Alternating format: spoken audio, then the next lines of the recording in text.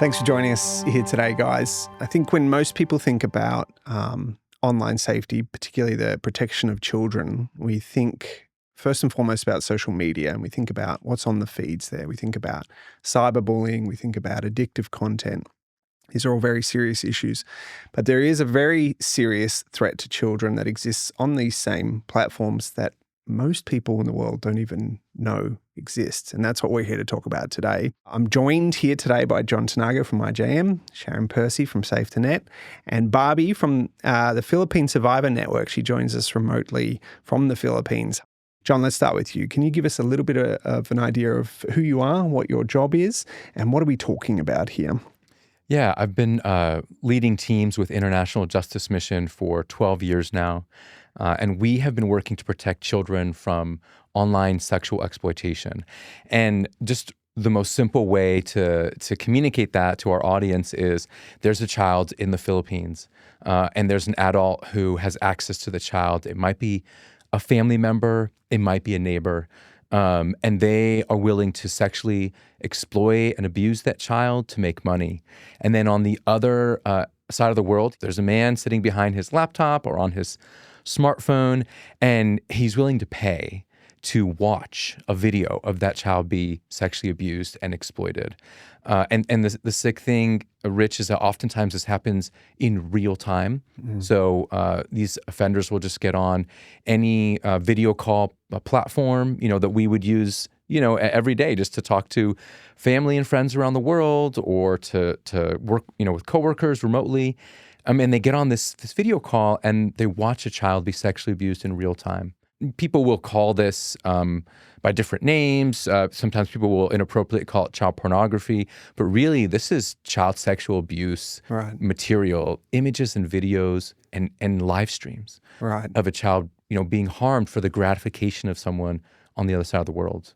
So we're sitting here in Australia at the moment. I mean, what's this got to do with Australians? So there was a research study by Childlight, and they found that 1 in 15 men, adult men who responded to the survey, had or would live stream sexually with a child. And that's just absolutely shocking to just realize it's so prevalent. And then there was some financial transaction analysis. So in the Philippines, the Anti-Money Laundering Council looked at all of the payments that were coming into the Philippines from around the world that were flagged by banks as suspicious for child exploitation. Australia came in third globally. Barbie, I'm going to come over to you here as a member of the Philippine Survivor Network. What do you think it is that, like us here in Australia, what are we misunderstanding about this whole thing about OSEC? What would you like to say to Australians? Yeah, I think a lot of people believe in Australia that this issue is it's not real. It's not serious because it's happening online. But for a child, it's real. Knowing that most especially if the children have the experience of being sexually abused by online. So I want to tell the Australian people that this issue is matters. And we're talking about the children. We're not talking the adults. And most children are innocent. They don't know what the things right or what's wrong. So most especially if the people that they're actually supposedly believes and they cannot actually speak up of what they're actually experiencing. Yeah. It's such a helpful reminder that we're not talking about pixels, or images. We're talking about human beings. I think the average person in Australia would be aware that there's dark stuff on the internet.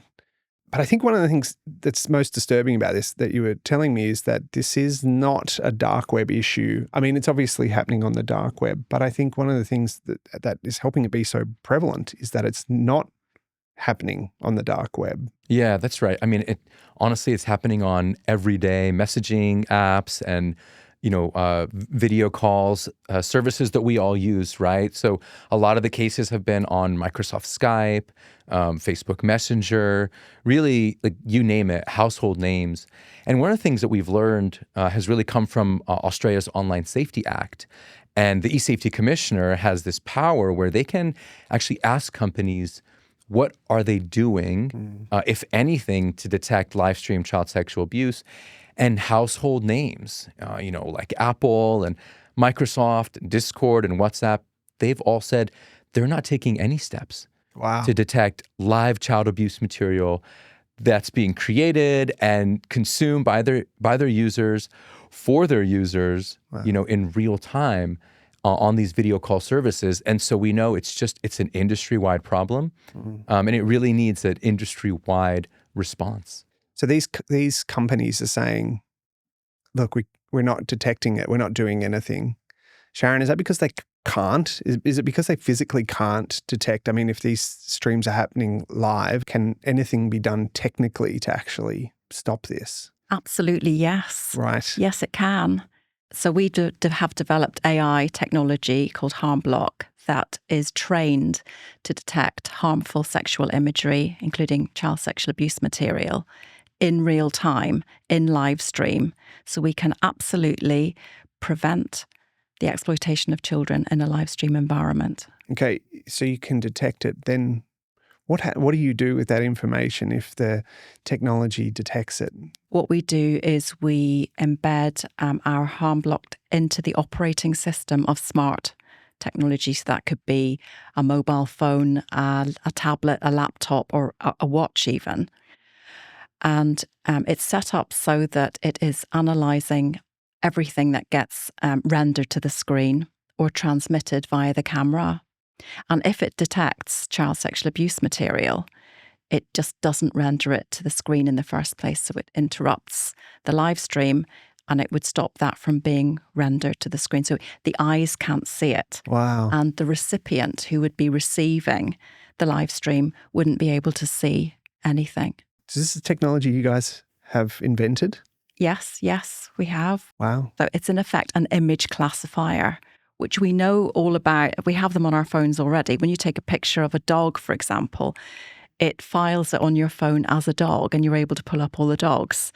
So we already have that type of technology and we're familiar with it. This is just adding a category, if you like, of child sexual abuse material. The text there. The text there. Yeah, and I think just to add, it's been really encouraging to see Australia's eSafety Commissioner repeatedly say publicly that, technology exists. And so it's not a question of technical feasibility, it's a question of corporate will. I think ultimately it's going to require a law that just says, hey, you can't have a service, a platform, a smart device where you know that children are being sexually abused on it and your users are using that to watch and create child abuse images and videos without taking effective steps to prevent that, right? And that's what IJM is advocating for, that there would be a digital duty of care. Wow. I mean, the implications, if you think about it, are staggering. It chops the head off the snake. If the content can't be created in the first place, Right. then you're not having to find and rescue children. You're not having to then put them through aftercare and rehabilitate them after the horrible abuse. There's a lot that never takes place if they can't. Yeah. Barbie, I'd love to jump over to you on this. Can you talk to us about, from your perspective, why that would be such a game changer? For the crime never happening in the first place, the prevention of it in the first place. From your perspective, why is that so critical? Yeah, from my own perspective as a survivor leaders here in the Philippines in Survivor Network, the prevention is everything. Because once the harm it happens, it doesn't just disappear. It stays with a child. It means that the trauma, the harm, or even the experience of abuse. So if we can stop it before it happens, we're not just protecting their future, but also protecting others present. What I would add is that, the primary approach to child abuse images and videos has been entirely reactive. Right. And some companies will detect and remove and report child abuse material, but it's all after the fact. Yes. Like Barbie said, it's all after the harm has already been done. The Yes. child's been abused. The live stream has, been transmitted and consumed online. The image, the video has been created, and now it's circulating online. That's too late in the game, right? And I liken CSAM to like a virus, right? Child sexual abuse material is a virus, and we can't just focus on those who are already infected, right? We have to stop the spread of the virus in the first place through a digital vaccine.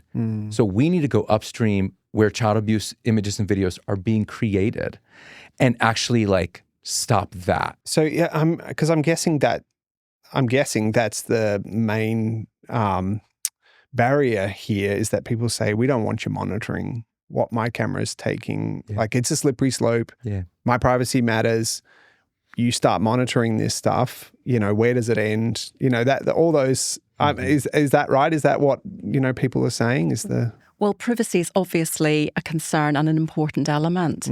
So I think the first thing is that this type of technology doesn't look at anything else and isn't looking for anything other than harmful sexual imagery. Right. It doesn't read the bank statement. And then secondly, it doesn't report. So it just kills the image, Gotcha. stops the live stream, and it doesn't do anything. Gotcha. So it's totally privacy preserving. Okay.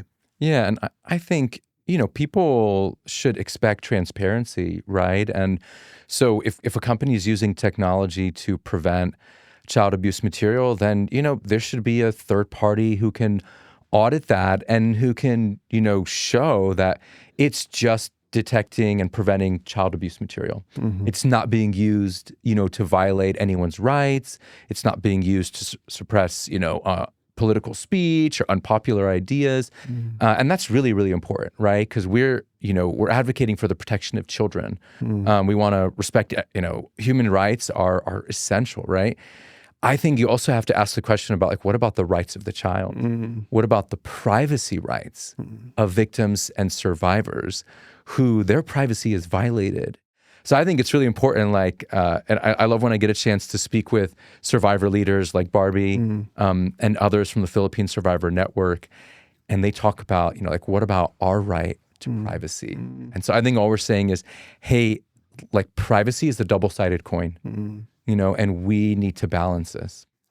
Bobby, can I ask you a question? Why you decided to join the PSN? Why did you decide to... because it would have been very easy for you just to move forward with your life, and try and put the past in the past. But instead, you are using your voice as a tool here and as a weapon. Why is that important to you? Why is that something you've chosen to do? Yeah. Before, I thought that I will stay as who I am, like as a victim survivors or a normal people. But then when I was invited to join the Philippine Survivor Network, I can see that I have my purpose, I have my strength and power to advocate for change and also empower the survivor leaders to amplify their voices, knowing that we're not alone in this fight. And there are a lot of people who are willing to help us and to guide us in this problem. And from that, I can see that I can use my voice not just for myself, not to share my story, but to advocate for change. And that's what actually makes me that's what actually feel me confident now, because before I was shy and I cannot express who I am. But now I can speak with you. I can share with you that who I am, who I'm right now, and I want to inspire other people that this issues is matter, and I want to break the cycle of sexual exploitation, because I want children to be safe, free from harm and from exploitation. And your voice is very powerful. The voice of the PSN is powerful and is changing the world. You guys are moving things. If you had the ability to sit down and talk with someone in the Australian government, what would you like to say to them? I want to share with them that this harm is preventable. It's good news that this harm is preventable.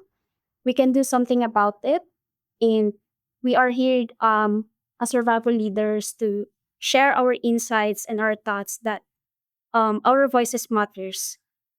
And I want people understand also that we already have a tools and we need to use them.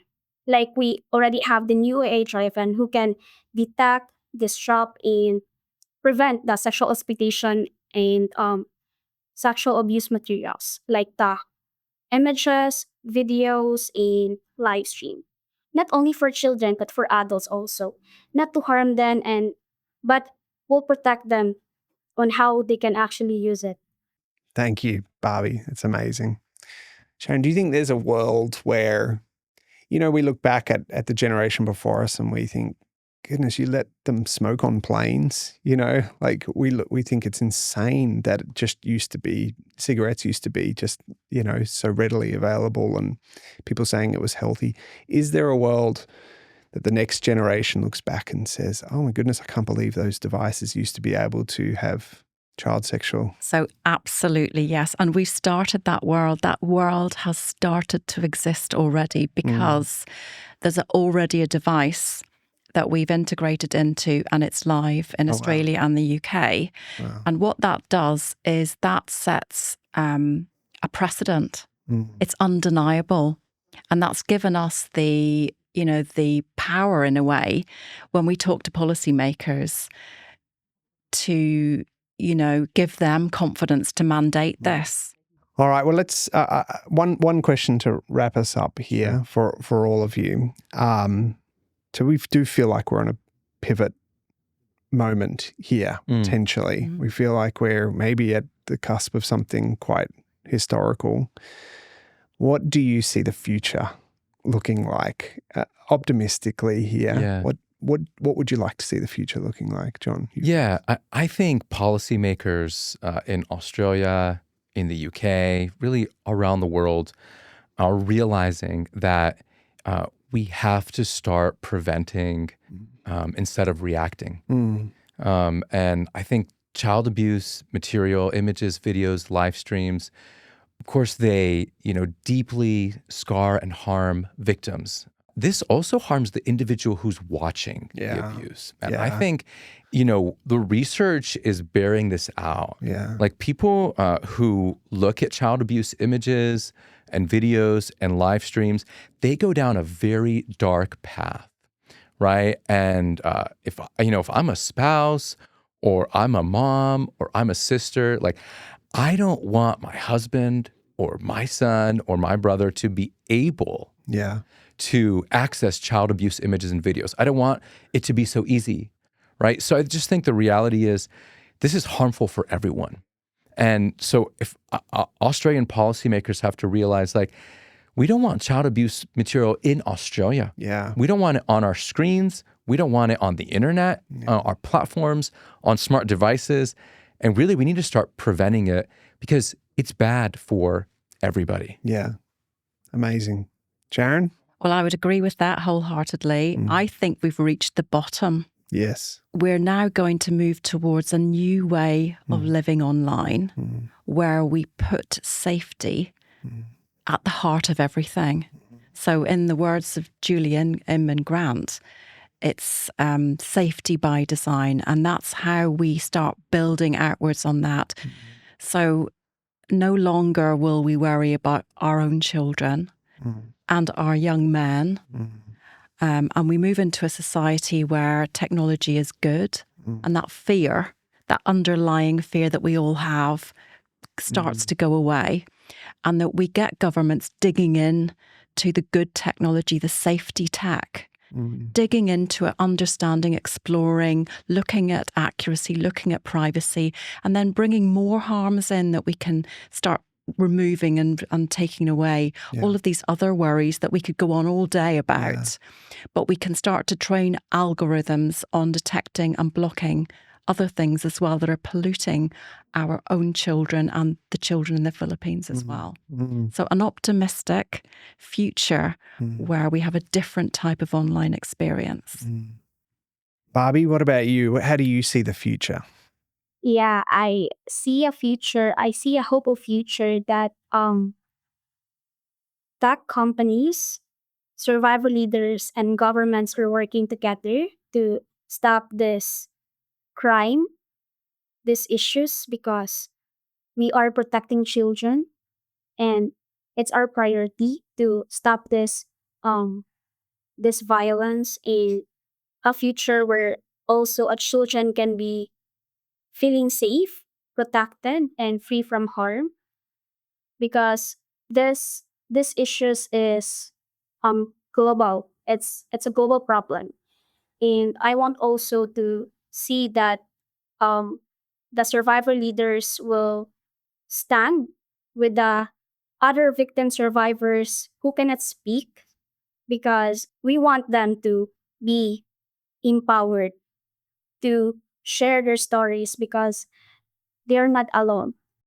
Well, thank you guys for coming and having this chat today. John, Sharon, Barbie, we appreciate you. Thank you for fighting this fight. And we're really thankful for you and for the future that you're building. We look forward to seeing this all play out and a new tomorrow. Thanks, Rich. Thank you so much. Thanks, Rich.